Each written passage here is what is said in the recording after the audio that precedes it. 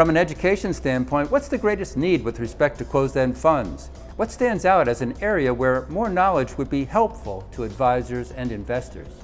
The beginning closed-end fund investor might already be aware of some of the structural differences that distinguish closed-end funds from their open-end fund peers. But what they might not yet be aware of is how those structural differences can actually inform the underlying constituents of the closed-end fund portfolio in ways that it would not inform the open-end portfolio.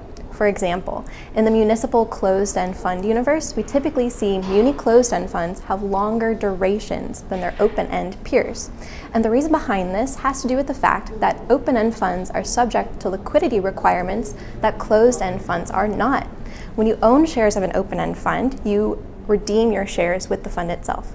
If you own shares of a closed-end fund, however, you are trading with other closed-end fund shareholders.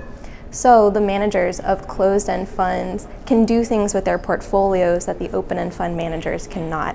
We typically see the municipal closed-end fund manager has the ability to invest in higher yielding, longer maturity bonds than the average open-end fund municipal portfolio manager. We also see more leverage used in the closed-end fund universe than we do in the open-end universe.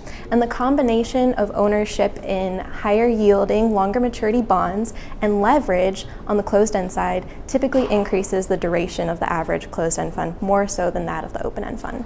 And that longer duration means that these funds are going to be more sensitive when interest rates change than funds with shorter durations. So for advisors who are concerned about the rising rate environment, be prepared to expect possible losses among municipal closed-end funds when we have rising rates.